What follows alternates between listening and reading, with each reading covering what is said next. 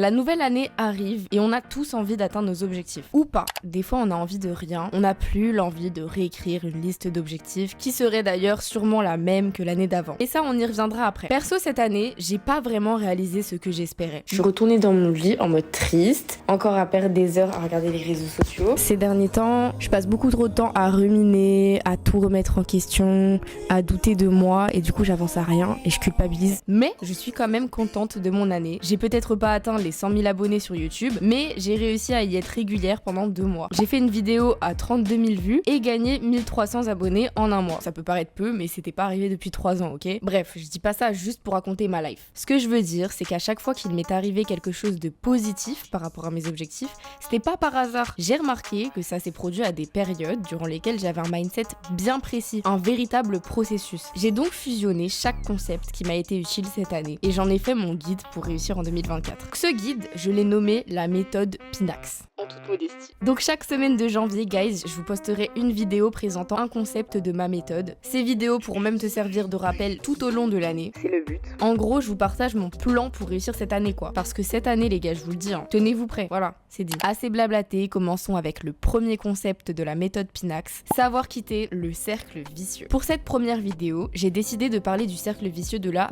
déprime. Là, je me sens mal, je me sens pas bien et je sais pas pourquoi je me sens comme ça. J'ai besoin d'être seule, mais même seule, je sais pas quoi faire. Y a rien que j'ai envie de faire, tu sais, des fois t'as des trucs que t'as envie de faire là, rien du tout. Je peux dire que j'ai trouvé la méthode pour rapidement sortir d'une déprime, d'une baisse de morale ou d'un gros manque de motivation. Même quand t'as l'impression que c'est impossible, quand t'es vraiment dans un trou noir, cette vidéo va t'aider. J'aime dire que dans la vie, on jonglera toujours entre 2 moods. Premier mood, tu vois la vie de manière assez simple en général. Tu es plutôt optimiste, t'as l'envie d'agir bien chaque jour, aider les gens autour de toi, avancer sur tes projets. Tu connais tes objectifs et tu sais au fond de toi que tu es capable d'y arriver. T'es en phase avec toi-même à ce moment-là. Et il y a le deuxième mood, où tout paraît soudainement compliqué. Et il n'y a pas forcément d'éléments déclencheurs. Juste, tu sais plus par où commencer, certains aspects de ta vie t'angoissent, ton cerveau tourne tout en négatif, tu rumines, t'as juste envie d'appuyer sur un bouton reset parce que t'es lassé de tout, tu perds confiance en toi. Et ton objectif à ce moment-là, ça devient juste aller mieux, retrouver ta joie de vivre, retrouver ta flamme. Et ça paraît très dur à ce moment-là. T'avances plus, t'as mis de côté tes résolutions, t'as de plus en plus envie de rien faire et ne rien faire te fait sentir encore plus mal de jour en jour. Alors je vais pas te donner le secret magique pour ne plus jamais te retrouver dans ce cercle vicieux. On connaît la fameuse phrase qui dit « Dans la vie, il y a des hauts et des bas ». Bah c'est vrai, on passe tous par là des fois, il faut l'accepter. Seulement, faut bien qu'à un moment tu réussisses à sortir de ce mood. Bref, je ne sais pas pourquoi j'ai vécu ça autant cette année, c'est peut-être la pression de la vingtaine, je sais pas. Tout ce que j'ai accepté à cette période, vous vous en doutez, c'était la dopamine facile. Si vous savez pas ce que c'est la dopamine facile, j'en parle très bien dans cette vidéo, mais en résumé, c'est les jeux vidéo, la junk food, les contenus en ligne, etc. Donc voilà, je faisais ça de mes journées jusqu'au beau jour où je suis tombée sur cette vidéo. Comment les réseaux sociaux détruisent vos vies. Des études ont été faites sur des jeunes en dépression, sujets à l'anxiété ou encore aux baisses d'humeur. Résultat, on a constaté que plus ils passaient du temps sur les plateformes, moins bien ils allaient. C'est pas pour rien que la santé mentale des jeunes se dégrade d'année en année. En moyenne, notre génération passe 5 heures par jour sur son téléphone. Et c'est sans aucun doute la raison pour laquelle aujourd'hui, un jeune sur 2 souffre de symptômes d'anxiété ou dépressif. Bref, revenons à toi. Jour 1 de ta reprise en main. Tu l'as compris, la première chose que je te recommande de faire, c'est diminuer ton temps d'écran. Et je sais que c'est pas forcément facile, donc pour y parvenir, je te conseille la vidéo de Dali. Je te mets le lien en barre d'infos, c'est une vidéo précise. Grâce à sa vidéo, j'ai diminué mon temps d'écran de 79% en une semaine. C'est pas mal, hein? Ok, on est toujours au jour 1. Disons que tu as maintenant pris la décision de réduire ton temps d'écran, tu vas donc te retrouver avec plus de temps libre. Ça peut être angoissant, ennuyant. Perso, la première fois que j'ai bloqué mes applications, j'avais toujours envie de rien faire. Mais cette fois, vraiment rien faire du coup. Je me suis donc forcée à sortir, prendre l'air. J'avais 2-3 trucs à faire à l'extérieur, donc j'ai passé la porte, j'ai pris les rayons du jour, et le soir même en rentrant les gars, j'avais retrouvé mon envie de reprendre ma vie en main. Et c'est tellement bête dit comme ça, mais la sensation était incroyable. C'est comme si j'avais réouvert les yeux sur la vie. Honnêtement les gars, je suis pas en train d'en faire des tonnes. Ok, pourquoi est-ce que le simple fait d'aller me promener m'a fait me sentir aussi bien une fois rentrée? Je vais vous justifier ça avec des termes scientifiques, mais de manière très simplifiée parce que je suis pas encore au bout de mes recherches et honnêtement,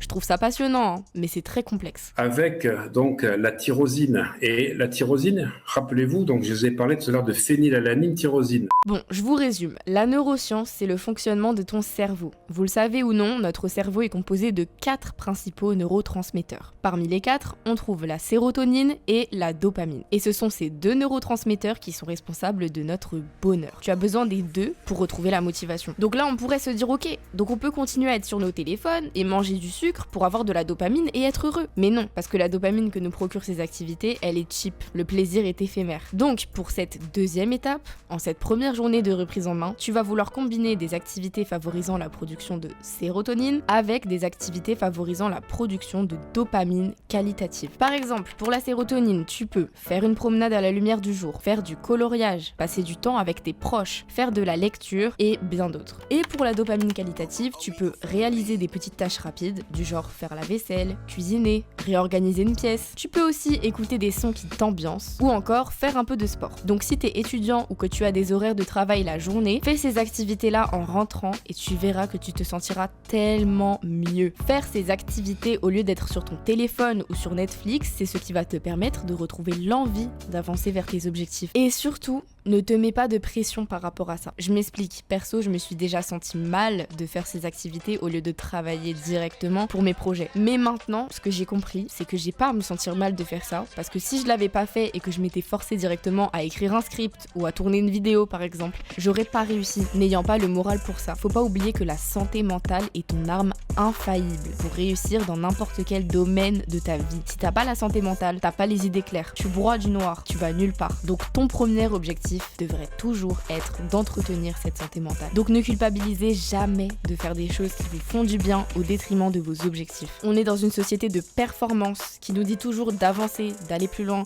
d'aller plus vite, sans forcément préciser que oui, c'est bien d'avancer, c'est bien d'évoluer, mais le plus important avant ça, c'est d'avoir une bonne santé mentale. Prenez soin de vous. Hein. Bon, disons maintenant que ça fait 2 jours que tu privilégies des activités liées à la sérotonine et à la dopamine. Si tu as retrouvé le moral, on va pouvoir passer à la 3e et dernière étape. Si tu l'as pas retrouvé, t'auras sûrement l'impression de faire ça pour rien. T'auras envie de lâcher et de retourner à tes vieilles habitudes. S'il te plaît, ne fais pas ça et ne lâche rien. Tu vas finir par te sentir mieux parce que c'est prouvé scientifiquement. L'action mène à la motivation et pas l'inverse. Crois-moi, si tu continues, tu vas finir par retrouver ton moral. Ok, quand tu te sens mieux, tu peux donc passer à la 3e étape. On va dire qu'on est jour 4 de ta reprise en main. T'es reparti sur une bonne lancée. Tu cuisines une nouvelle recette tous les soirs et ça te rend heureux. T'as même repensé à tes objectifs et t'es prêt à t'y remettre. Tu t'apprêtes donc à remplacer les activités dopamine-sérotonine par les missions que tu dois faire pour tes projets. Nous y sommes, c'était l'objectif de ce processus. Mais l'objectif, c'est aussi de rester sur cette lancée. Donc c'est important que tu conserves au moins une habitude liée à la sérotonine. Parce que la dopamine, tu l'auras grâce à l'accomplissement des tâches pour ton objectif. Mais la sérotonine, t'en as besoin en complément. Pourquoi ? Parce que je l'ai pas dit tout à l'heure, mais la dopamine, elle sert à stimuler ta motivation. Et la sérotonine vient la compléter en contribuant à ta stabilité mentale. Elle va te servir à garder les idées claires, ce qui va te permettre notamment de surmonter les obstacles avec une perspective positive et d'éviter de retomber dans la déprime. Donc jour 4, tu vas vouloir te mettre à tes objectifs en conservant une habitude favorisant la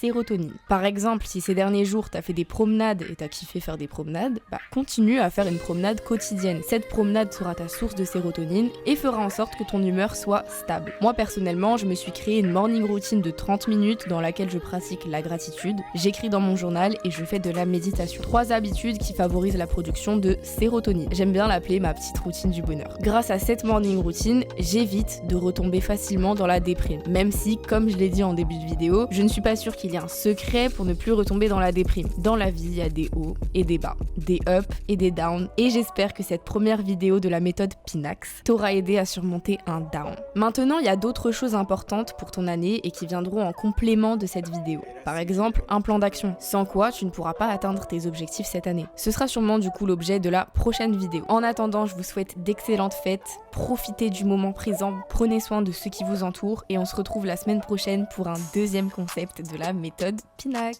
Bisous.